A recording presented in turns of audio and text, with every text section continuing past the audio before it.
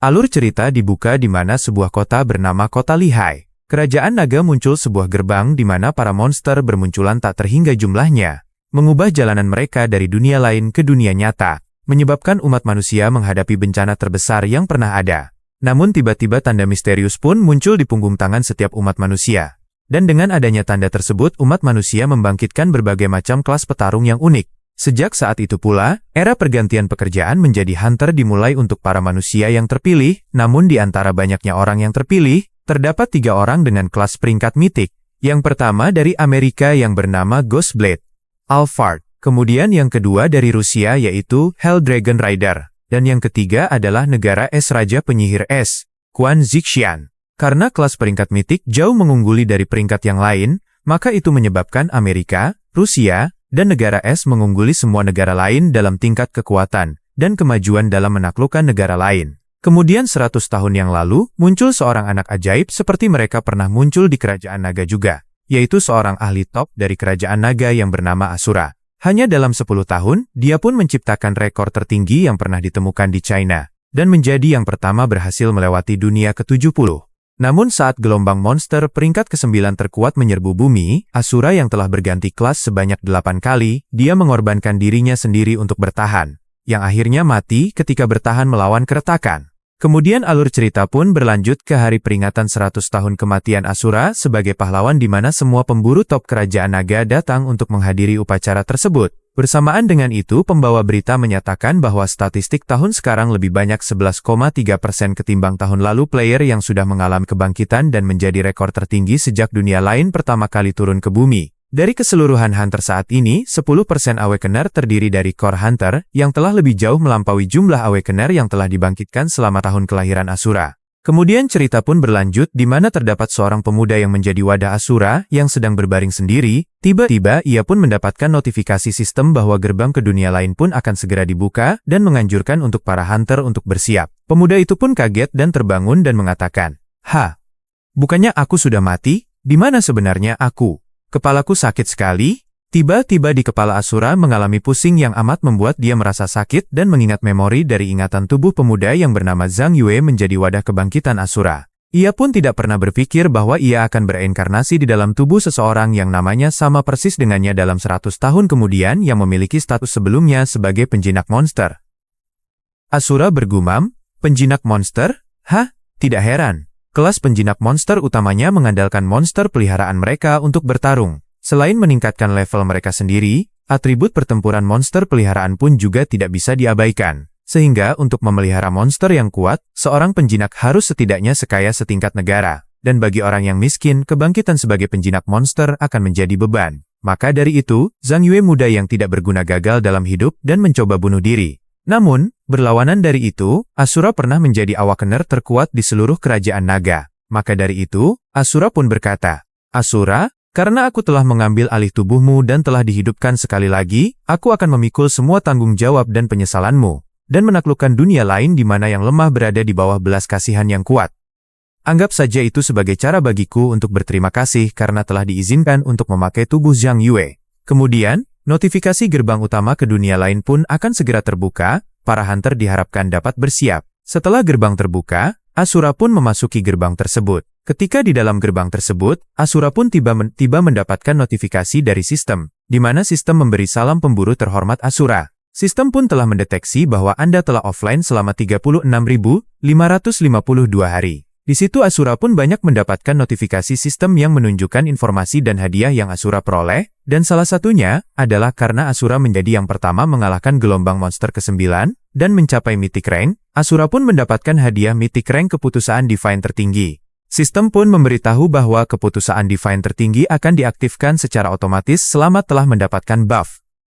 Pemanen. Peningkatan kemampuan mendengar 10.000 kali lipat di dunia lain saat online dan offline. Efek ini saat ini sedang diterapkan. Dan yang lebih gilanya, Asura memperoleh tambahan hadiah Ability Power sebanyak 2.210 triliun. Ability Power ini dapat digunakan salah satunya untuk peningkatan perlengkapan yang digunakan player. Kemudian notifikasi pun kembali muncul, yang dimana memberitahu bahwa Asura dapat mengatur ulang kelas, yang didapat dengan memilih satu dari 7 kelas Mythic Rank. Asura pun berkata, "Aku terbangun sebagai warrior kelas epic 100 tahun yang lalu.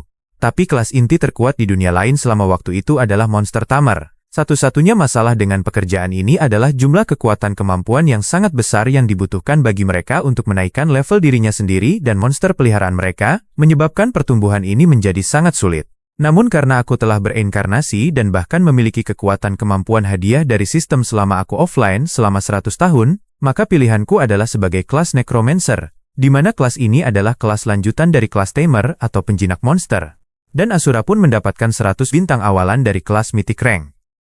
Kecerdasan hewan peliharaan penjinak monster biasanya diperoleh melalui hadiah misi langka dan mustahil untuk meningkatkan karakter mereka. Aku tidak menyangka seorang Necromancer tidak hanya dapat mengembangkan hewan peliharaannya, tetapi juga dapat memanen monster lain dan menjadikannya hewan peliharaan. Dalam kehidupanku sebelumnya, aku mengandalkan kelas peringkat epik untuk membersihkan 70 dunia hanya dalam waktu 10 tahun dan menjadi peringkat teratas di Cina. Karena aku memulai dengan kelas peringkat mythical dalam hidup kali ini, aku harus benar-benar membersihkan setiap dunia yang tersisa. Dan menjadi yang terkuat tidak hanya di Cina, tetapi di seluruh dunia. Kemudian, Zhang Yue pun memasuki dunia pertama yang bernama Sumber Mimpi Buruk. Sistem pun memberitahukan bahwa zona aman yang diberikan telah dicocokkan oleh sistem sesuai dengan lokasi loginnya, yaitu Desa Kiamat. Harap diperhatikan, pertempuran dilarang di zona aman. Apakah Anda akan menggunakan identitas Asura? Jika tidak, harap konfirmasi identitas baru Anda.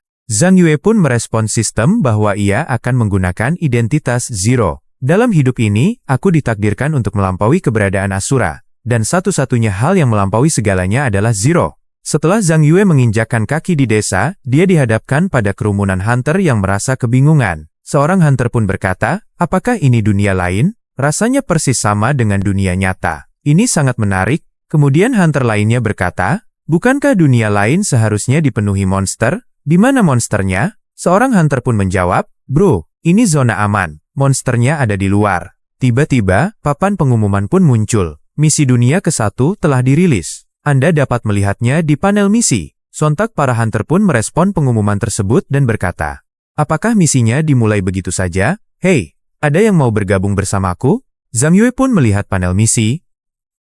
Sumber Mimpi Buruk. Ketika kegelapan menyelimuti bumi, monster-monster yang tertidur di bawah akan terbangun, dan dunia pada akhirnya akan mengalami bencana. Sebagai satu-satunya yang selamat, kau harus mematahkan pola kiamat, menerobos berbagai bencana, dan menghancurkan kegelapan. Kemudian Zhang Yue pun berkata, sepertinya tata letak normal dunia bawah tidak banyak berubah. Aku akan membeli beberapa perlengkapan terlebih dahulu sebelum menjalankan misi. Zhang Yue pun mendatangi sebuah toko perlengkapan dan dia pun berkata, toko peralatan sistem juga sama seperti sebelumnya, dan hanya dapat menyediakan beberapa barang mentah dasar. Bahkan peralatan terbaik yang mereka miliki hanyalah 1 bintang. Namun, tiba pemilik toko menawarkan perlengkapan yang memiliki status lebih tinggi, namun harganya sedikit lebih mahal. Tanpa ragu, Zhang Yue langsung mengeluarkan 1 kantung berisi 100 koin untuk membeli tongkat sihir bintang 1.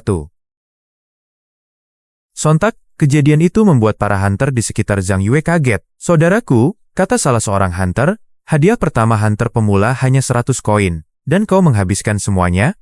Hunter lain menimpali. Ya, tongkat sihir bintang 1 juga tidak akan menambah banyak kekuatan serangan. Daripada membeli senjata bintang 1, lebih baik membeli 1 set lengkap perlengkapan bertahan. Dan yang kau beli itu sama sekali tidak berharga. Zhang Yue hanya merespon singkat sambil berlalu, terima kasih sarannya. Seorang hunter wanita kemudian berkata, meskipun hanya senjata dengan jumlah bintang yang lebih banyak yang dapat disempurnakan, bukankah dalam kasus senjata bintang 1, kekuatan serangannya tetap akan meningkat? Seorang hunter pria menjelaskan, untuk melakukan pemurnian senjata, dibutuhkan ability power, dan ability power itu hanya bisa diperoleh melalui misi. Dengan membunuh monster yang memiliki tingkat drop rate rendah. Bahkan tidak cukup ability power yang berharga untuk naik level, jadi siapa yang mau menggunakannya untuk meningkatkan staf sihir bintang 1, mereka pasti mati otak kalau melakukannya. Dia melanjutkan dengan nada mengejek, lihat dia. Dia menghabiskan setiap sen, dan tidak memiliki sedikit pun kekuatan bertahan. Anak itu pasti akan menderita nantinya. Haha. Hunter lain menambahkan, aku juga tidak tahu dari mana asal bajingan itu. Dia benar-benar bodoh. Tanpa pengalaman sama sekali, bagi pemburu pemula yang normal, memang tidak ada gunanya menghabiskan semua uang mereka untuk peralatan bintang 1. Tapi yang kumiliki saat ini adalah ability power yang cukup banyak. Zhang Yue kemudian menempat tongkat sihirnya ke tingkatan yang lebih tinggi. Jendela sistem pun muncul. Saat Anda menghabiskan 1 poin ability power untuk menyempurnakan, Anda memiliki peluang 10% untuk meningkatkan atribut hijau Anda. Semakin tinggi atributnya, semakin besar biaya penyempurnaan, dan semakin rendah peluang keberhasilannya. Setelah 132 kali percobaan penyempurnaan, dengan total 985 ability power points dihabiskan, Zhang Yue akhirnya berhasil menempa tongkatnya ke tingkatan tertinggi. Selamat telah mendapatkan atribut emas, Scorching Pioneer Magic Staff. Zhang Yue berkata, akhirnya persiapan selesai. Selanjutnya, saatnya menampilkan pertunjukan yang bagus. Alur cerita pun berlanjut dari dunia tingkat pertama yang bernama Sumber Mimpi Buruk. Di dunia ini, para hunter yang baru bangkit pertama kali melawan monster dan menaikkan level mereka. Terlihat sekelompok hunter baru sedang berusaha mengalahkan seekor monster serigala, namun mereka sangat kewalahan. Apakah ini monster yang paling lemah? Darahnya terlalu banyak, kita bahkan tidak bisa melukainya. Keluh salah seorang hunter. Tapi jika kita yang terkena serangan, kita bisa langsung mati. Tiba-tiba, Zhang Yue melepaskan serangan bola api yang cukup kuat, mengenai monster serigala, dan langsung membunuhnya dalam sekali serangan. Notifikasi sistem pun muncul. Anda telah membunuh Mutated Giant Rat LV1. Experience Point plus 2, and Malus Energy plus 10000. Anda telah memperoleh buff and Malus Energy 10.000 kali lipat. Kelompok hunter itu kaget dan melihat Zhang Yue yang baru datang. Wow, damage-nya kelewatan. Seru salah satu dari mereka memperhatikan Zhang Yue. Lihat setnya berwarna emas. Jangan-jangan dia sepuh. Mustahil, memangnya ada orang di stage awal dengan sumber daya berlimpah untuk bisa menyempurnakan tongkat pemula dengan kemampuan baru? Meskipun begitu, kesepuhannya tidak diragukan lagi. Di saat itu pula, Zhang Yue berpikir, poin XP dari monster level 1 sangat sedikit. Untuk memaksimalkan perolehan XP, aku harus membunuh monster yang levelnya berada di atasku. Sedangkan di tempat ini hanya ada Mutated Giant Rat level rendah. Zhang Yue melanjutkan dalam hati, di alam First World ini terdapat beberapa tingkatan level yang lebih tinggi. Dan yang paling kuat hanyalah bos di First World bernama Rampaging Boar King. Saat ini, pilihan terbaik bagiku adalah monster level 3 atau lebih yang ada di pabrik terbengkalai. Saat Zhang Yue berjalan menuju pabrik terbengkalai, tiba-tiba ia dihadang oleh sekelompok hunter yang sebelumnya ia temui. Hey bro, bagaimana kalau kita membentuk tim? Sapa salah satu hunter. Kami punya healer, tank, dan DPS. Mereka menawarkan Zhang Yue untuk masuk ke tim mereka dengan berbagai cara, bahkan hunter wanita di kelompok itu mengeluarkan godaannya. Namun, Zhang Yue dengan tegas menolak ajakan mereka. Tidak, aku tidak butuh tim, jawabnya singkat. Menunjukkan tekanan kekuatan yang kuat pada mereka. Zhang Yue pun pergi begitu saja meninggalkan kelompok hunter tersebut. Dari sudut pandang hunter yang ditemui Zhang Yue, mereka merasakan tekanan kekuatan yang amat mengintimidasi. Hei, apakah kalian juga merasakan aura orang itu? Tanya salah seorang hunter. Aura orang itu jauh lebih menakutkan daripada para monster. Tunggu, lihatlah. Dia menuju ke arah pabrik terlantar. Kudengar monster yang ada di sana, levelnya sangat berbahaya. Apa jangan-jangan dia mau mengalahkan monster yang ada di sana sendirian? Sepuh memang begitu, mereka memang punya cara tersendiri. Kemudian, alur cerita berlanjut di mana Zhang Yue sedang melakukan pembunuhan monster sendirian dengan kemampuan yang ia miliki. Semua monster terbantai dengan cukup mudah. Notifikasi sistem pun muncul. Selamat, karena telah naik level. Health plus 30, Mana plus 12, Free Skill Point plus 6. Zhang Yue merasa puas dengan XP yang dia dapatkan, sehingga dapat dengan cepat menaikkan levelnya. Ia pun melanjutkan membunuh dan memburu para monster di area tersebut. Tiba-tiba, Zhang Yue mendapatkan notifikasi di mana ia diberitahu bahwa telah membuka skill slot pertama dan menerima hadiah skill awal Fireball Spell. Aku tidak menduga kelas Legendary akan mendapatkan bonus peningkatan 6 kali lebih tinggi daripada pengguna kelas biasa. Gumam Zhang Yue. Dan setelah naik level selama 3 kali, atribut yang bisa disebarkan secara bebas mencapai 18 poin. Beastamer dan Mage memiliki jalur pertumbuhan awal yang mirip, maka dari itu, penting untuk memastikan waktu casting yang lebih cepat, output stabil, dan meningkatkan agility. Untuk skill awal, dengan kemampuan supranatural yang terbatas mereka biasanya tidak menghabiskan poin di skill ini. Sayangnya, di kehidupanku ini, yang paling ku tidak miliki adalah energi. Zhang Yue pun menggunakan poinnya untuk meningkatkan kemampuan skill fireball-nya sampai ke tingkat maksimal agar di skill awalannya dapat meningkatkan damage sebesar 140%. Kalau begini terus, setelah menyelesaikan 2 misi di First World, mencapai level 8 sepertinya memungkinkan, dan kalahkan bosnya untuk dapat bisa memasuki Second World, pikirnya. Tunggu, ada orang di dalam.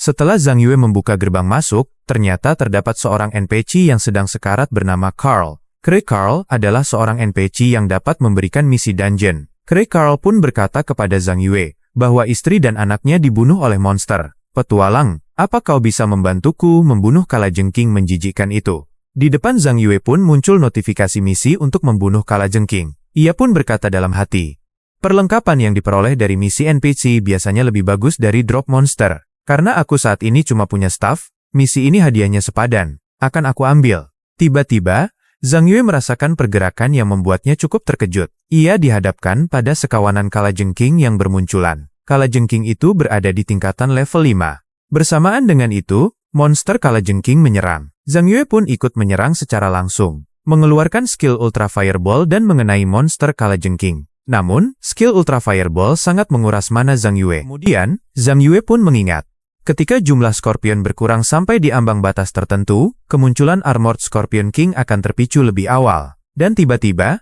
apa yang dipikirkan Zhang Yue pun benar. Scorpion King muncul dengan mengeluarkan aura yang amat mengerikan. Ah, aku harus membunuhnya sebelum manaku habis. Zhang Yue mengeluarkan Ultra Fireball lagi. Namun, sangat disayangkan karena Scorpion King memiliki armor yang sangat kuat, serangan Zhang Yue pun tidak begitu berdampak besar. Kemudian Scorpion King menyerang, dan Zhang Yue berhasil menghindari serangan dengan cara melompat. Bersamaan dengan itu, ketika Zhang Yue melompat, dia mengeluarkan kembali skill Fireball-nya ke arah Vital Scorpion King B dia, dan membuat Scorpion King pun tumbang. Zhang Yue pun berkata, sepertinya keberuntungan masih di sisiku. Walaupun aku sudah menghabiskan manaku, aku berhasil menghentikannya agar tidak bergerak. Dan sekarang aku hanya perlu membunuhnya untuk menyelesaikan misinya. Namun, tiba-tiba, seorang hunter muncul dari arah belakang Zhang Yue dan berniat untuk mencuri last hit monster Scorpion King. Kami yang akan menyelesaikan misinya, seru hunter tersebut. Namun, dari awal Zhang Yue sudah mengetahui keberadaan player asing di sekitarnya dan menunggu kesempatan untuk mereka keluar dari persembunyiannya. Zhang Yue pun berkata, akhirnya kau menunjukkan dirimu. Sontak, hunter itu pun kaget dan berkata, akhirnya, kau sudah tahu kami di sana dari awal? Meskipun ada beberapa hunter yang naik level melalui cara yang jujur, namun ada juga beberapa yang menghususkan diri dalam menjalankan bisnis rahasia, yaitu membunuh dan mencuri dari orang lain. Tapi sayang sekali, kau salah pilih sasaran. Setiap musuh yang berdiri di depanku, aku akan menghabisinya, tegas Zhang Yue. Zhang Yue pun melakukan serangan langsung terhadap player tersebut, dan membuat temannya yang satu pun merasa kaget dan ketakutan dengan serangan Zhang Yue. Bukannya kau kehabisan mana? Bagaimana kau masih bisa mengeluarkan skillmu? Bajingan ini bukan pemula. Namun, tiba-tiba, notifikasi sistem pun muncul. Selamat, Anda telah memicu aktivasi skill kelas Necromancer. Soul Harvesting setelah membunuh Armored Scorpion King. Apakah Anda ingin menyerap Armored Scorpion King sebagai peliharaan Anda? Zhang Yue pun menyerap dan mencoba skillnya, Absorb. Di saat itu pun, tanpa basa-basi, Zhang Yue mengaktifkan skill Soul Harvesting untuk menyerap Armored Scorpion King, membuat Zhang Yue mengeluarkan aura hitam yang menakutkan. Bersamaan dengan itu, Zhang Yue mendapatkan peliharaan Armored Scorpion King yang memiliki status peringkat normal. Zhang Yue pun berpikir, alasan mengapa sulit bagi penjinak monster untuk berkembang karena peliharaan bergantung pada XP penjinak monster untuk naik level. Hanya di early game mengandalkan XP dibutuhkan untuk naik level. Seiring bertambahnya jumlah peliharaan, poin yang dibutuhkan untuk signifikan. Mustahil bagi orang normal untuk mampu menghasilkannya. Namun, XP adalah sesuatu yang paling banyak kumiliki saat ini. Di saat itu pula, player yang berusaha mencuri buruan Zhang Yue itu pun merasa kaget ketika melihat munculnya Armored Scorpion King yang disummon Zhang Yue. Siapa kau sebenarnya? Tidak mungkin bagi penjinak monster bisa sekuat dirimu. Sial, kami sudah salah pilih orang, aku harus lari sekarang atau dia? Ia pun merasa panik dan berusaha melarikan diri. Namun, Zhang Yue tidak membiarkannya pergi dan langsung memerintahkan Armored Scorpion untuk menyerangnya. Akhirnya, Zhang Yue pun telah berhasil menyelesaikan misi. Dan notifikasi sistem pun muncul. Ketika Zhang Yue mendapatkan hadiah dari misi, dia pun langsung meningkatkan kualitas itemnya sampai ke tingkatan maksimal. Namun, tiba-tiba muncul jendela notifikasi yang memberitahukan, sebuah dungeon telah muncul yang bernama di Kali di Apocalyptic City LV. 5 di area Doomsday Village Kali, dan dalam 1 jam akan dibuka. Semua hunter silahkan menuju dungeon, dan yang pertama menyelesaikan dungeon akan mendapatkan hadiah besar. Setelah Zhang Yue menerima notifikasi tersebut, dia sangat senang dan merasa percaya diri untuk mendapatkan hadiah dari dungeon tersebut. Ia pun langsung bergegas pergi menuju dungeon. Kemudian, di area di mana dungeon muncul, sudah banyak hunter yang telah berkumpul dan merencanakan untuk masuk dungeon tersebut. Ada seorang hunter yang menyarankan membentuk sebuah tim. Namun, hunter di sebelahnya merasa takut untuk masuk sendirian, maka dari itu ia menyarankan untuk membentuk tim dan masuk secara bersama-sama. Ketika Zhang Yue tiba di area dungeon, dia melihat sudah banyak hunter yang sudah berkumpul. Tiba-tiba, ada seorang hunter membuka jalan dan mempersilahkan seorang hunter yang memiliki perlengkapan emas untuk lewat, membuat kaget para hunter yang lain. Wah, siapa dia? Perlengkapannya sangat mewah. Hunter tersebut bernama Liu Yao, seorang hunter kaya raya yang memiliki 3 toko obat di kota Lihai, dan kekayaannya mencapai 1 miliar koin. Benar itu sepertinya Tuan Liu yang terkenal itu. Bawahannya saja memiliki 1 set lengkap bintang 1 berharga puluhan ribu. Tiba-tiba, seorang hunter perempuan mengenali kehadiran Zhang Yue dan memanggilnya. Zhang Yue, kenapa kau di sini? Sontak, Zhang Yue pun langsung melihatnya. Dan ternyata itu adalah mantan pacar tubuh asli ini, bernama Lin Yueji. Kau, beastamer biasa yang bahkan tidak mampu bertarung, ingin memasuki dungeon level 5 ha? Lin Yueji berkata dengan nada mengejek. Dengan kesal, raut Zhang Yue menjawab. Masalah buatmu? Mantan pacarnya pun sontak kaget dan berkata. Apa yang terjadi dengan Zhang Yue? Bukankah seharusnya dia seperti sebelumnya? Memohon kepadaku untuk kesempatan lagi, tapi sayangnya, hanya orang kuat seperti Kak Yao yang memenuhi syarat untuk memasuki dungeon ini. Hei kawan, dicampakkan rasanya tidak enak bukan? Lin Yueji terus memprovokasi. Jika kau menanyaiku, harusnya sadar diri, dan tidak bertahan. Zhang Yue pun menjawab, itu hanya barang pernah aku pakai. Jika kau mau, ambillah saja. Mantan Zhang Yue pun merasa tersinggung dan mengatakan, Zhang Yue, apa yang kau bicarakan? Lihat kesombongannya. Cepat beri dia pelajaran kak, pada orang ini. Sontak, Zhang Yue pun langsung merespons dengan tatapan tajam dan berkata, aku menyarankanmu untuk menghargai hidupmu. Suasana semakin panas. Lin Yueji pun terus melakukan provokasi dan meminta pada Liu Yue untuk langsung menyerang Zhang Yue. Di saat itu pula, Liu Yue memperhatikan keanehan pada Zhang Yue. Ia seakan-akan merasakan peringkat dan kekuatan Zhang Yue seolah-olah sengaja disembunyikan. Namun, Liu Yue memutuskan untuk pergi dan berkata, lupakan saja, aku sedang terburu-buru memasuki dungeon, dan hanya akan membuang-buang waktu di sini bersamamu. Aku akan mengampuni hidupmu kali ini. Liu Yue pun langsung meninggalkan Zhang Yue dan langsung masuk ke dalam dungeon, diikuti oleh hunter yang lain. Tiba-tiba, ada seorang hunter memegang pundak Zhang Yue dan berkata, saudaraku, akui saja. Kita orang miskin tidak lebih baik dari generasi kedua yang kaya itu. Kemudian Zhang Yue pun menjawab, jika kau merasa bahwa kau adalah pecundang yang malang dan tidak bisa dibandingkan dengan orang lain, kau harus mencari cara untuk membuat dirimu lebih kuat. Di Secret Realm, pada dasarnya wilayah ini dijaga oleh Lord Monster. Dengan kekuatan Zhang Yue yang sekarang, dia dapat mengatasi monster biasa dengan mudah. Namun dia merasa ragu untuk dapat melawan final boss monster. Namun, satu-satunya cara adalah Zhang Yue dapat meningkatkan kekuatan Iron Armor, dan dia ke level 5 secara bersama-sama, dan bekerja sama untuk dapat mengalahkan boss monster dalam duel 1 lawan 1.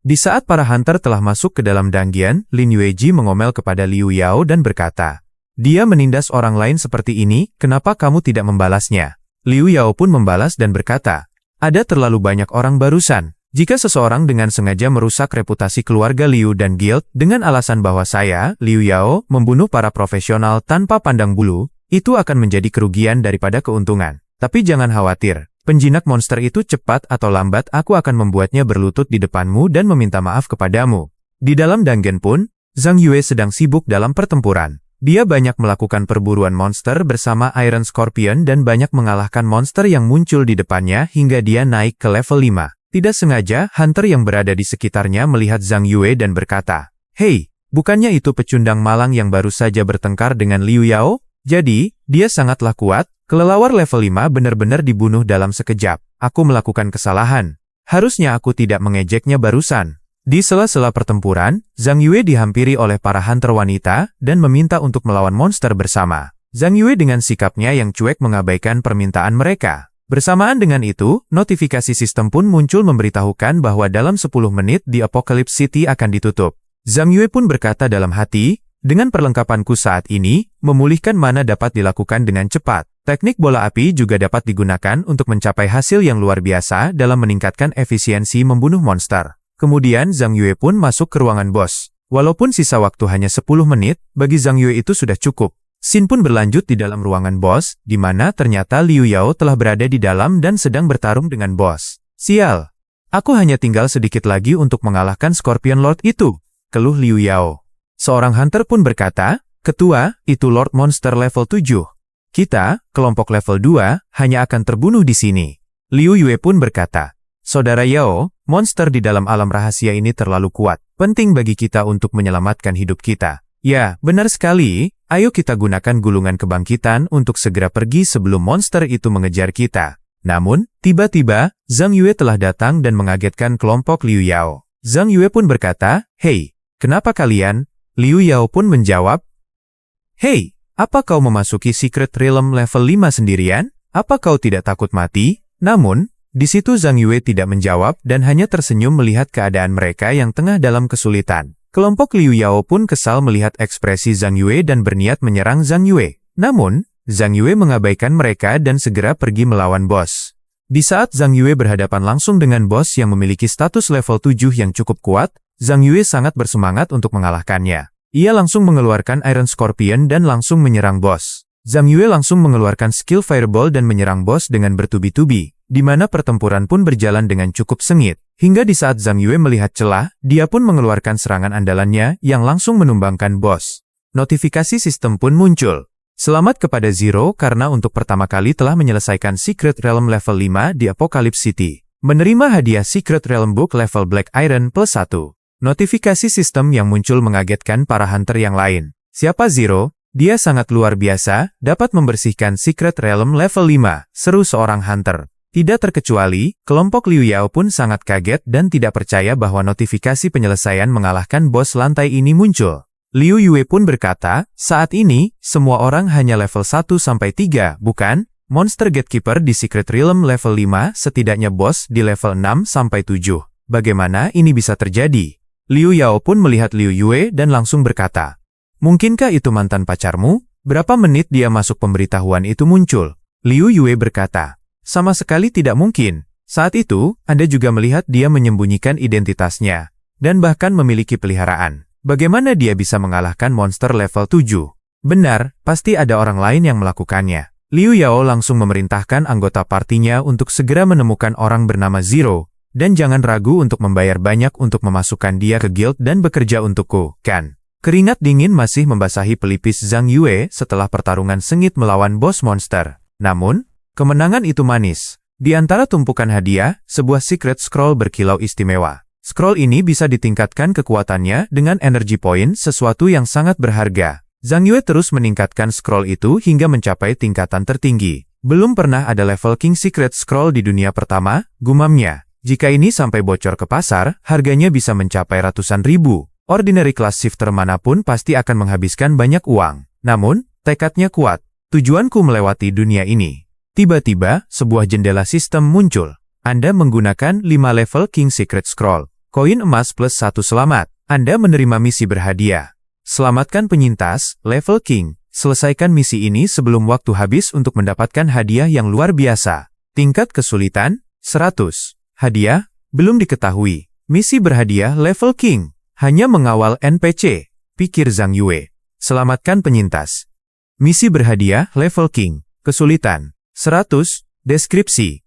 Kegelapan menyelimuti bumi. Monster bangkit kembali. Umat manusia di ambang kepunahan. Di Nightmare Source, dunia alternatif pertama. Temukan Aileen, satu-satunya yang selamat. Bawa dia ke zona aman di Doomsday Town. Hadiah, tidak diketahui. Batas waktu, 12 jam. Kegagalan menyelesaikan misi dalam batas waktu, akan mengakibatkan misi ini hilang secara permanen.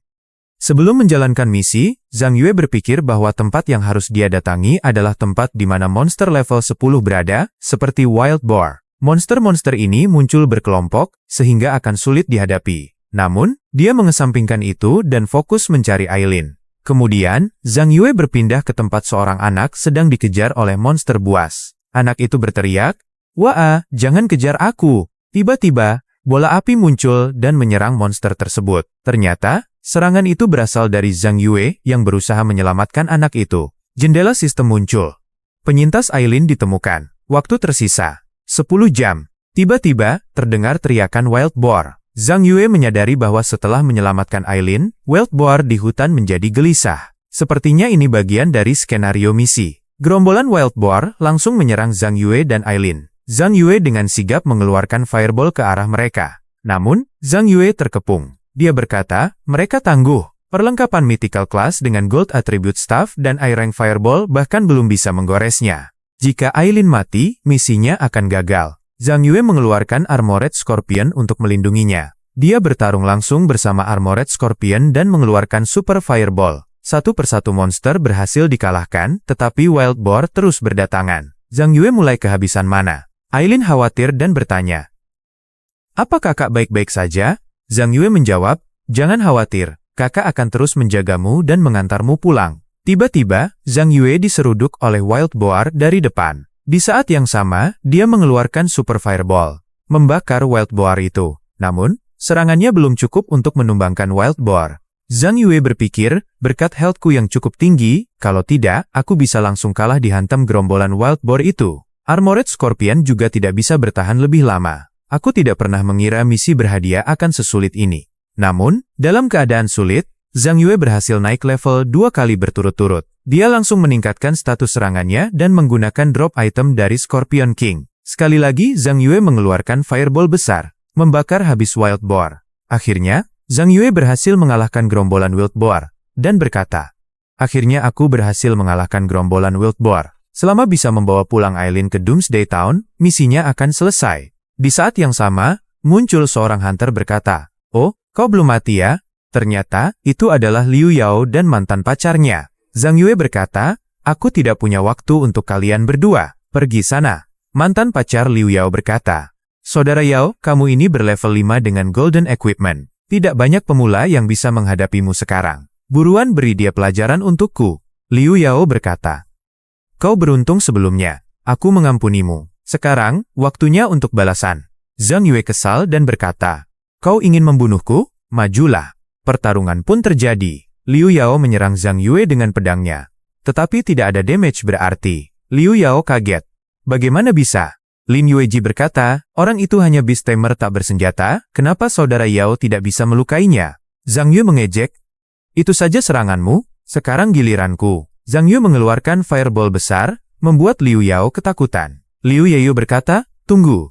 Aku adalah presiden persatuan tertinggi dan putra tertua keluarga Liu. Orang terkaya di Linhai. Jika kau berani melakukan sesuatu padaku." Zhang Yue mengabaikan perkataan Liu Yao dan langsung menyerangnya hingga dia hilang tak bersisa.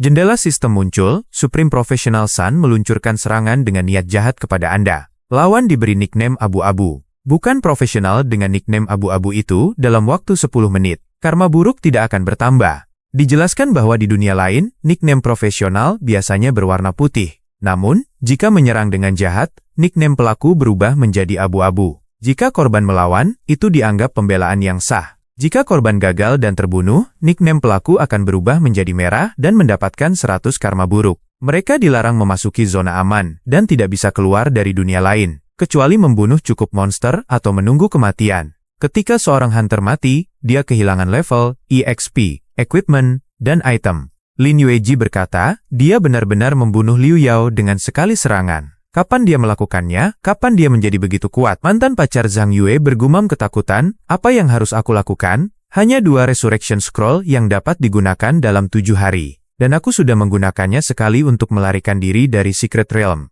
Aku takkan punya kesempatan lagi nanti. Lin Yueji, yang juga berada dalam ketakutan, tiba berkata dengan nada manja, "Sayang, kau.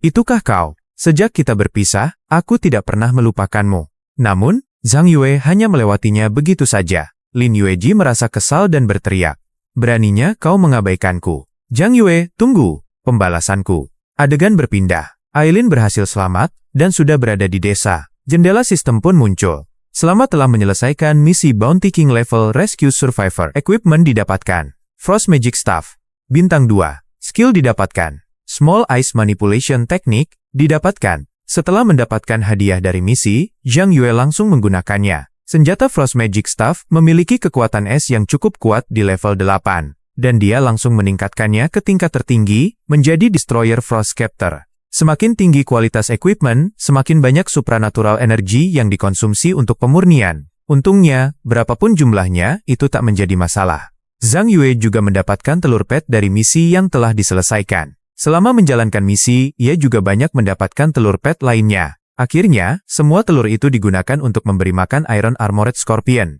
hingga Scorpion tersebut naik level. Zhang Yue merasa senang dengan apa yang telah didapatkan. Dengan Destroyer Frost Scepter, yang awalnya Frost Magic Staff bintang 2, dan Silver Armored Scorpion, ditambah equipment emas yang didapatkan dari membunuh Liu Yao sebelumnya, seharusnya dia sudah bisa mengalahkan bos terkuat di realm pertama. Zhang Yue memutuskan untuk kembali terlebih dahulu untuk mengisi perbekalan. Tiba-tiba, teleponnya berdering. Pihak rumah sakit memberitahukan bahwa jika Zhang Yue gagal membayar biaya pengobatan sebesar 390.000 yuan yang sudah lama tertunggak, rumah sakit akan menghentikan semua perawatan untuk saudara Zhang Yue. Zhang Yue menjawab, berikan aku nomor kartu pembayaran rumah sakit dan hubungi aku kembali setelah 10 menit. Dia memutuskan untuk menjual beberapa equipment untuk mendapatkan jutaan yuan dengan mudah. Membantu pemilik asli tubuh ini menyelamatkan saudaranya dapat dianggap sebagai balas budi. Saat Zhang Yue akan menjual, tiba jendela sistem muncul. Peringatan, equipment terikat dan tidak dapat dijual maupun dijatuhkan.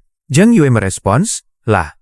Sepertinya ini adalah efek negatif dari peningkatan buff 10.000 kali lipat. Setting pria dari dunia lain benar-benar ketat. Aku harus menemukan cara untuk menghasilkan uang. Kemudian, dia membuka kembali ponselnya dan melihat grup chat para hunter. Dia mencari, tetapi gaji per jam untuk layanan boosting normal terlalu rendah. Namun, dia melihat sesuatu yang menarik. Sebuah postingan yang menyewa booster dengan bayaran 300.000 yuan.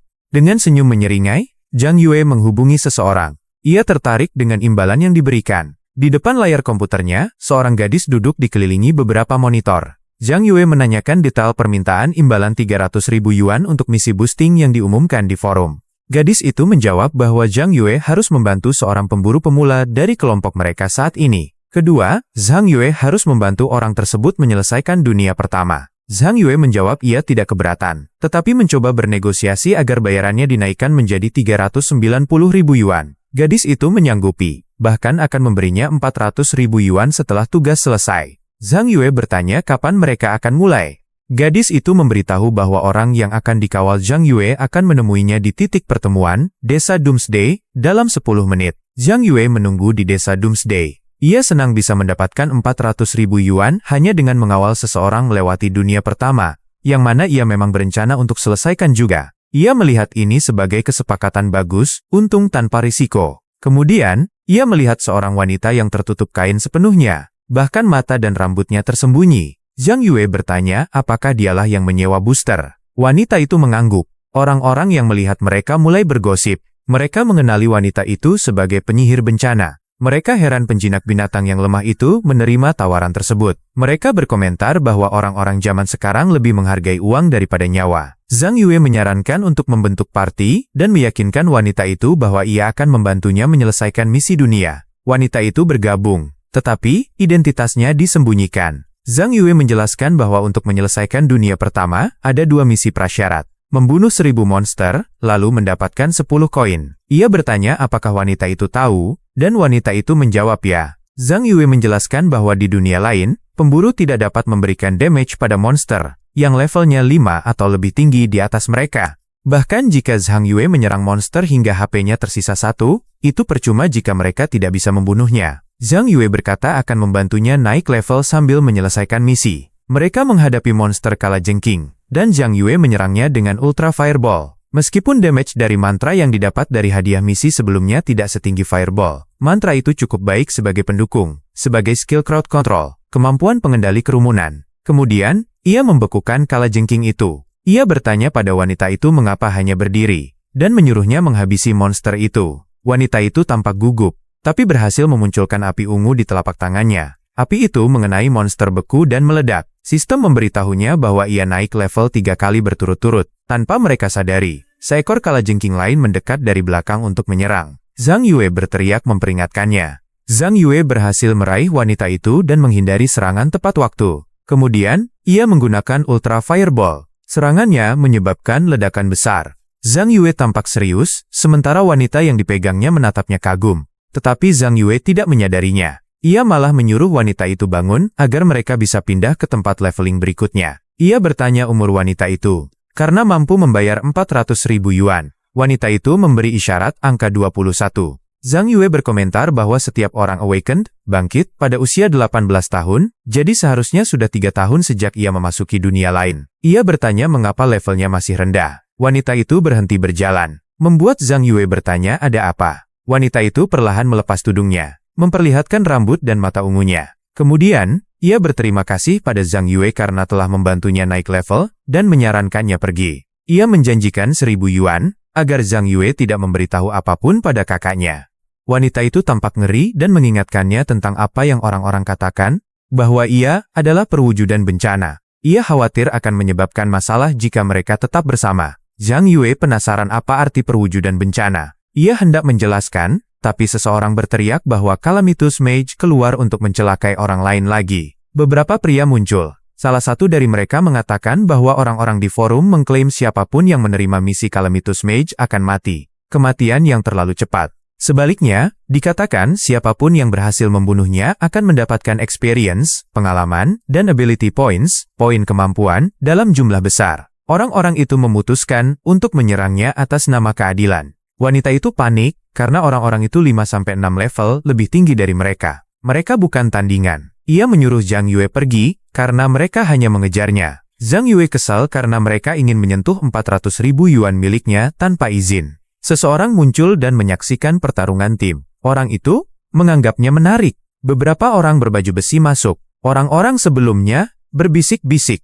Mereka menyadari orang di depan adalah Tuan Muda Liu Yao. Dari keluarga Liu, keluarga terkaya di kota Linhig. Mereka tahu mereka bukan tandingan jika Liu Yao datang untuk mencuri kill, bunuhan monster, mereka. Seorang pria dari kelompok sebelumnya mendekati Liu Yao dan dengan sopan memberitahu bahwa mereka tidak bermaksud menyinggung. Liu Yao menyuruhnya diam. Liu Yao meraih keras Zhang Yue dan berkomentar bahwa mereka sepertinya ditakdirkan untuk bertemu.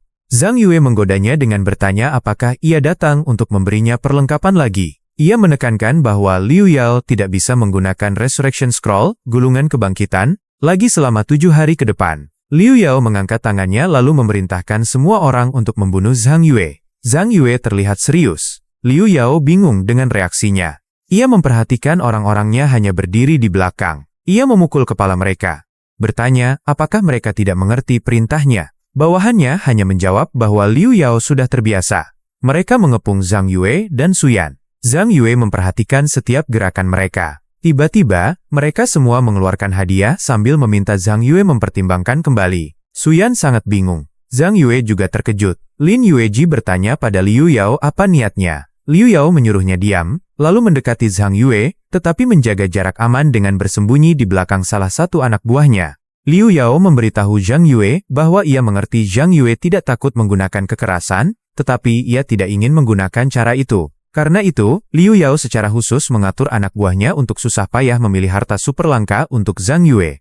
Zhang Yue bisa mendapatkan semuanya dengan syarat bergabung dengan guildnya dan bekerja untuknya. Selain itu, Liu Yao akan membayar Zhang Yue 50.000 yuan sebulan. Lin Yueji berkomentar bahwa untuk orang miskin seperti dirinya, tawaran Liu Yao adalah sesuatu yang tidak akan bisa ia capai bahkan setelah 10 tahun bekerja keras. Lin Yueji menyarankan agar Zhang Yue bergabung dengan guild Liu Yao. Dalam hati, Lin Yueji berharap Liu Yao akan senang karena ia membantunya membujuk Zhang Yue. Dan begitu Zhang Yue bergabung, Lin Yueji berencana memberinya pelajaran. Zhang Yue menjawab bahwa ia hanya mengagumi mereka yang lebih kuat. Ia menyarankan agar Liu Yao menggunakan kekerasan, sehingga ia bisa mempertimbangkan tawarannya. Lin Yueji terpancing dan menekankan bahwa 50.000 yuan lebih dari yang bisa Zhang Yue hasilkan dalam setahun. Jadi Zhang Yue tidak punya hak untuk menolak. Zhang Yue menyatakan bahwa burung-burung yang sama memang berkumpul bersama. Ia bertanya pada Lin Yueji apakah ia benar-benar berpikir setiap orang akan menyerah menjadi manusia untuk menjadi anjing seperti dirinya.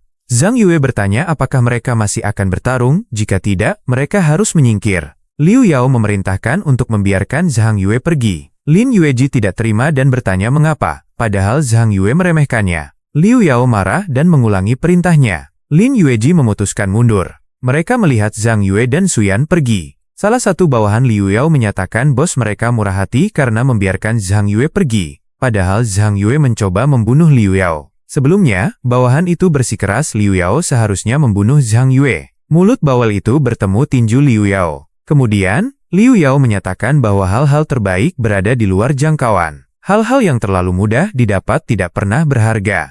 Lin Yueji berpegangan padanya dan bertanya kapan ia mengatakan ingin membunuh Zhang Yue saat itu. Ia bertanya kapan Liu Yao berubah pikiran. Liu Yao menjawab itu terjadi setelah Zhang Yue membunuhnya terakhir kali. Liu Yao mencengkeram rahang Lin Yueji. dan tampak menahan amarah sambil mengungkit apa yang dikatakan Zhang Yue sebelumnya, bahwa keluarga miskin Zhang Yue tidak mampu membeli perlengkapan emas. Tapi itu adalah teka-teki bagaimana tim monster normal masih memberikan damage yang begitu besar. Liu Yao tahu ada sesuatu yang lebih. Itulah sebabnya ia ingin Zhang Yue bekerja untuknya. Lin Yueji menggertakkan giginya. Ia bersikeras Zhang Yue hanyalah orang miskin. Ia akan membuatnya merendahkan diri di kakinya suatu hari nanti. Saat itu sudah larut malam. Suyan berterima kasih pada Zhang Yue karena telah melindunginya. Zhang Yue menjawab itu bukan apa-apa, jika tidak, ia akan kehilangan 400.000 yuan jika Yan mati, dan itu bukan cara yang baik untuk mengakhiri hari. Suyan mendekatinya. Ia menyarankan untuk berhenti saja, karena ia pikir Zhang Yue tidak akan bisa menyelesaikan misi. Zhang Yue bertanya mengapa ia memasang imbalan di forum padahal tidak percaya diri. Ia menambahkan bahwa ia bisa saja meninggalkan Suyan. Tetapi mengapa Suyan memasuki dunia lain? Yan menjawab bahwa ia sudah menyerah sejak lama. Dan itu adalah perbuatan kakaknya. Ia menekankan bahwa ia adalah perwujudan bencana dan menunjukkan sesuatu sebagai bukti. Jendela sistem menampilkan bahwa special class-nya adalah Calamitous Mage. Dengan Calamitous body-nya, ia tidak bisa membunuh monster sendirian. Sebaliknya, ia harus membentuk tim dan berbagi beban bencana dengan rekan satu tim. Dalam situasi itu, nyawanya dan rekan satu timnya terhubung. Jika salah satu mati, keduanya akan mati dan levelnya akan segera kembali ke nol. Jika mereka bubar di tengah jalan, levelnya akan kembali ke nol. Tetapi rekan satu timnya akan menerima penalti. Ketika Calamitous Mage menyelesaikan dunia pertama dengan Calamitous Body, pemain dan rekan satu timnya yang telah menghancurkan Calamitous Body akan menerima experience dalam jumlah besar. Jauh di lubuk hati, Zhang Yue terkejut bahwa Suyan adalah pemburu special class. Ia baru tahu bahwa selain pemburu core class dan subclass, ada juga pemburu special class. Selama mereka mengatasi keterbatasan kelas mereka, ada peluang yang sangat tinggi dari kelas peringkat tinggi yang muncul, mungkin legendary, legendaris, atau bahkan mitik juga. Memalukan bagi orang normal untuk mengatasi batasan-batasan ini. Mereka hanya bisa direduksi menjadi orang biasa yang memudar dari pandangan publik. Suyan berbagi bahwa ia sudah mencoba lebih dari 100 kali sejak Awaken Special Class ini 3 tahun lalu, namun, ia tidak pernah berhasil. Sebagai tambahan, ada aturan di dunia lain, yang mencegah seseorang bekerja sama dengan seseorang yang lebih dari 10 level lebih tinggi. Ia bertanya-tanya bagaimana mungkin dua orang yang paling tinggi level 10 bisa mengalahkan bos dunia pertama. Ia menyarankan Zhang Yue untuk pergi. Zhang Yue mungkin bertanya padanya, bagaimana jika ia mengatakan bahwa itu mungkin? Ia mengatakan bahwa ia bisa membantunya menyelesaikan dunia pertama. Suyan terkejut dan penuh harapan. Ia meraih Zhang Yue dan bertanya apakah ia serius. Dalam hatinya, ia mengakui bahwa selama 3 tahun ia selalu bermimpi menghancurkan batasan kelas terkutuk itu, dan menjadi pemburu yang dipuja banyak orang. Ia bertanya-tanya apakah itu mungkin. Zhang Yue menyuruhnya berhenti mengoceh dan mengundangnya untuk menyelesaikan misi pertama dunia. Di dunia pertama, pemburu harus terlebih dahulu menyelesaikan misi dunia untuk mendapatkan kualifikasi, lalu menantang bos dunia. Misi pertama adalah membunuh 1000 monster. Kedua adalah mengumpulkan 10 koin perak. Sun Yan menjadi takut setelah melihat kekuatan Zhang Yue. Dalam beberapa jam, Zhang Yue telah membawa Sun Yan melewati misi dunia. Kini mereka telah menghabisi 1000 monster dan telah mengumpulkan banyak koin. Zhang Yue, misi prasyarat telah selesai, jadi kita bisa menantang bos. Sun Yan, aku tidak mengerti bagaimana orang kuat seperti Kak Zhang Yue mau mengambil misi itu.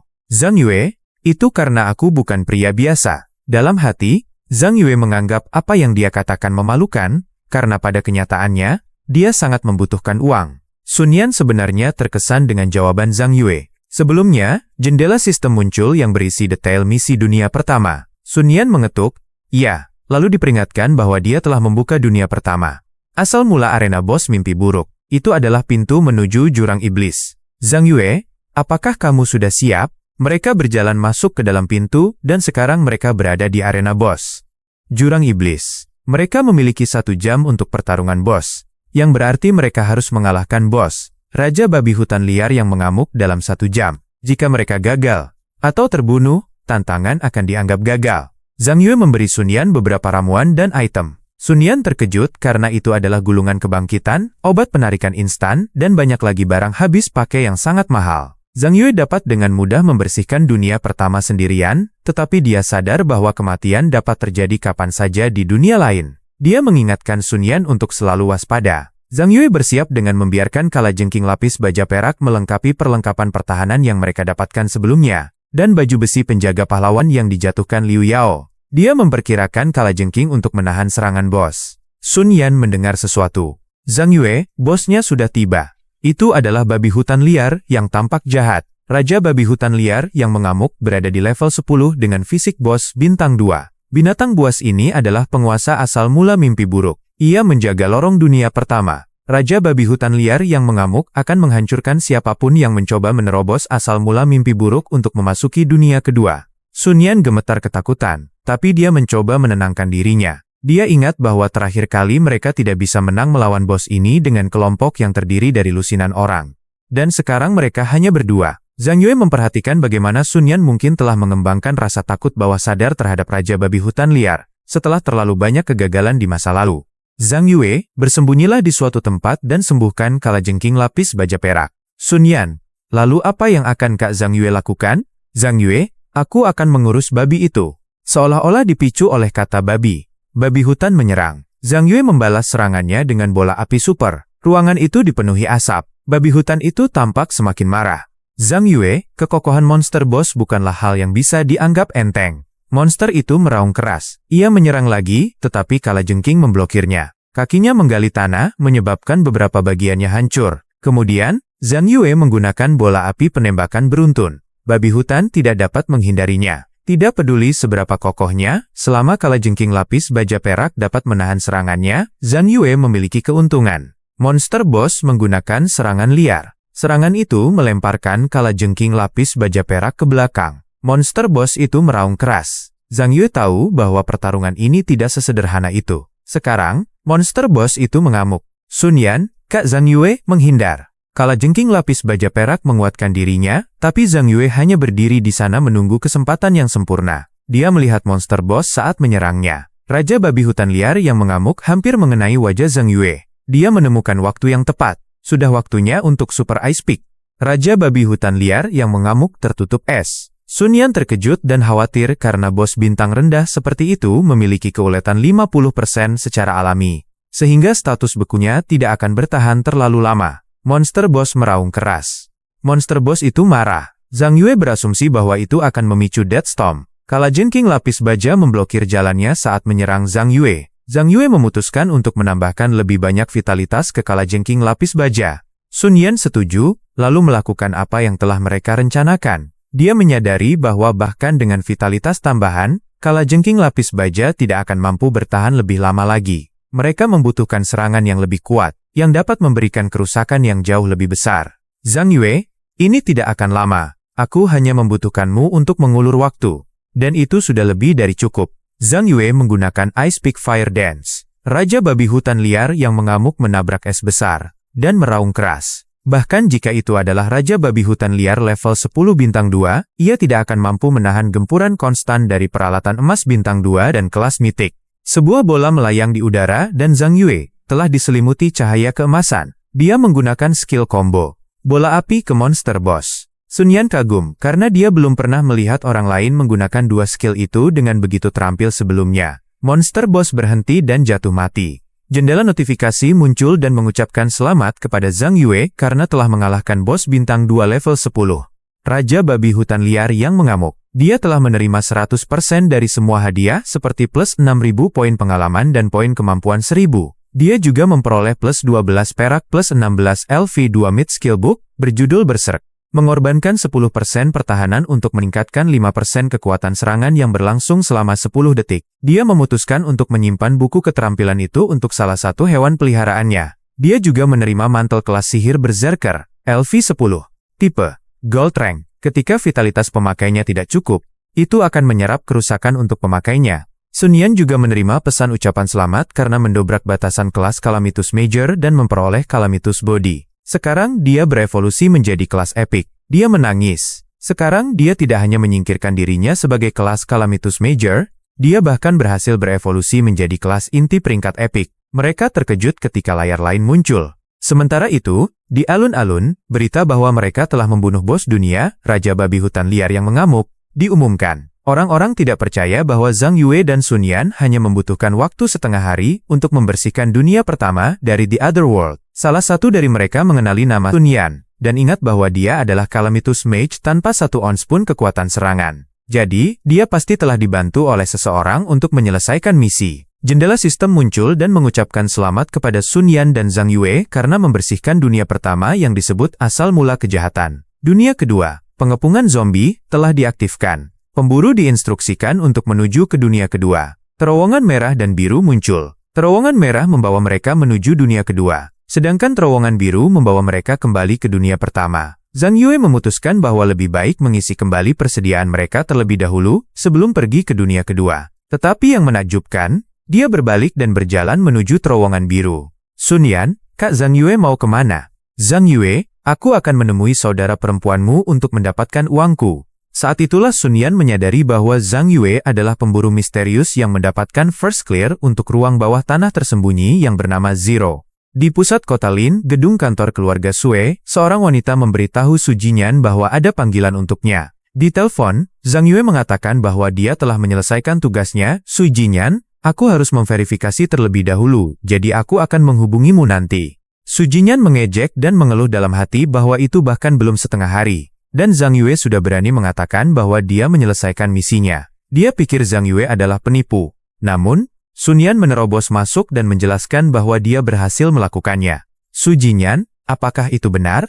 Sun Yan, aku tidak hanya berhasil menerobos Calamitous Body, aku juga memperoleh kelas inti epik, yaitu Tabu Mage. Su Jinyan sangat senang. Tidak seorang pun di keluarga Sue pernah memperoleh kelas pemburu yang begitu langka. Dia berasumsi bahwa Sun Yan dibantu oleh beberapa orang untuk menyelesaikan misi dengan cepat. Sun Yan, hanya satu orang yang membantuku. Su Jinyan terkejut. Dia segera pergi ke mejanya. Su Jinyan, apakah orang yang membantumu adalah pemburu bernama Zero? Sun Yan, ya, itu ada di seluruh papan diskusi di internet. Su Jinyan menyeringai pada gagasan bahwa Sun Yan dan Zero berhasil memecahkan rekor yang belum terpecahkan selama ratusan tahun, dan akan menjadi salah satu dari sedikit individu pertama yang memasuki dunia kedua. Seketika, Su Jinyan mengadakan pertemuan dengan Dewan Direksi untuk membahas perekrutan Zero ke guild mereka yang bernama Misty Rain. Rencananya adalah merekrut Zero agar bisa membersihkan dunia kedua lebih dulu.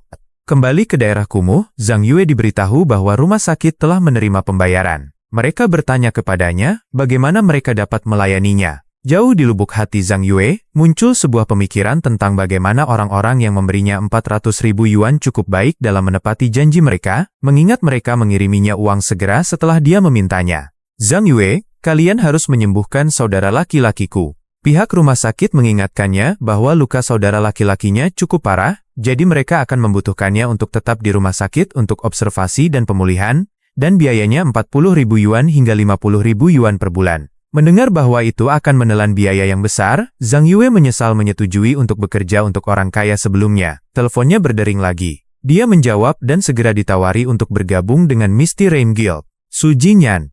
Di telepon. Aku wakil presiden, Su Jinyan. Aku jamin perusahaan akan memberimu dana perumahan, asuransi, serta gaji bulanan 30.000 yuan setiap bulan. Kamu juga berhak menerima bonus atas kinerjamu. Tawaran itu datang tepat waktu. Zhang Yue segera menyatakan bahwa dia akan bergabung dengan guild. Tetapi dia memiliki satu syarat. Zhang Yue, kalian tidak boleh mengganggu kehidupan pribadi atau kebebasanku. Itu membuat Sun Yan dan Su Jinyan gugup. Salah satu anggota dewan berpendapat bahwa mereka tidak pernah bisa memberinya kebebasan itu, karena dia akan bekerja untuk mereka. Jika semua orang di guild melakukan apa yang ingin mereka lakukan sendiri, maka tidak ada gunanya memiliki guild. Zhang Yue, jika kalian tidak dapat menerima persyaratanku, maka lupakan saja. Lalu dia menutup telepon. Sui Chen, CEO grup keluarga Sue, bertanya kepada Su Jinyan apakah itu pria yang dia maksud. Terlepas dari kondisinya, Su Jinyan menjelaskan bahwa pria itu baru saja menjadi pemburu. Namun dia hanya menggunakan waktu setengah hari untuk membersihkan bos dunia pertama sambil harus membawa Sun Yan. Belum lagi, dia memecahkan rekor 100 tahun yang tidak dapat dipecahkan oleh siapapun. Dia bersikeras untuk mendapatkan bakat langka seperti itu sebelum orang lain mendapatkannya. Seorang anggota dewan hendak berdebat, tetapi Sun Yan menghentikannya. Sun Yan, dia sangat baik dalam apa yang dia lakukan. Su Jinyan menyatakan pendapatnya untuk menyetujui persyaratan Zhang Yue untuk saat ini dan membawanya ke Misty Rain Guild untuk penilaian lebih lanjut. Sun Yan mendukungnya. Dia juga menggemakan apa yang baru saja dikatakan Su Jinyan, bahwa Zhang Yue tidak akan sepenuhnya bebas, dan bahwa dia akan tetap bergabung dalam aktivitas guild jika mereka membutuhkannya atau jika ada kegiatan berskala besar. Chen setuju, tetapi menunjukkan bahwa jika Zhang Yue menolak untuk mendengarkan mereka, maka dia harus membuat keputusan sendiri. Sementara itu, Zhang Yue menatap ponselnya sambil berpikir tentang guild peringkat kelima Kerajaan Naga, Provinsi Jining. Meskipun 2 peringkat lebih rendah dari Supreme Guild, itu masih terlihat cukup bagus. Ditambah lagi dengan gaji dan komisi bulanannya, Zhang Yue menghitung bahwa dia akan memiliki lebih dari cukup untuk setiap biaya rumah sakit bulanan. Teleponnya kemudian berdering lagi. Ketika dia menjawab panggilan, dia diberitahu bahwa mereka bersedia menerima persyaratannya. Perwakilan Guild, kapan kamu akan dapat melapor untuk bekerja di perusahaan kami? Zhang Yue, aku akan bekerja dari rumah, bukan dari kantor. Karena kantor dan rumahku berada di kota Linhai, titik ikatanku saat masuk tidak akan terpengaruh. Su Jinyan terkejut. Zhang Yue, apakah itu mungkin? Jika tidak, kita bisa melupakan kesepakatan ini. Itu mendorong Su Jinyan untuk menyetujui Zhang Yue bekerja dari rumah. Dalam pikiran Zhang Yue, dia berpikir bahwa Guildmaster itu ramah dan mudah diajak bicara. Dengan masalah keuangannya yang sudah beres, dia dapat sepenuhnya fokus untuk membersihkan dunia alternatif. Beberapa saat kemudian, dia diminta untuk memilih dunia yang ingin dia masuki. Tab biru menunjukkan dunia pertama, asal mula mimpi buruk, dan tab merah menunjukkan dunia kedua, pengepungan zombie. Tentu saja, MC kita yang percaya diri dan overpowered, memilih untuk memasuki dunia kedua. Dia memasuki portal dan mencapai sisi lain. Jendela sistem muncul dan menyambutnya. Dia membaca layar. Itu adalah deskripsi dari dunia kedua. Dunia itu akan menghadapi malapetaka besar. Dengan mendekatnya kiamat, manusia yang telah terpapar kegelapan yang menyelimuti kota secara bertahap mengalami berbagai mutasi. Zombie akan mengepung kota, dan sebagai satu-satunya yang selamat dari kota Nothing, mereka diminta untuk bekerja sama dengan semua orang untuk melindungi kota Nothing. Jika tidak, ketika zombie menerobos kota, tidak akan ada tempat untuk lari.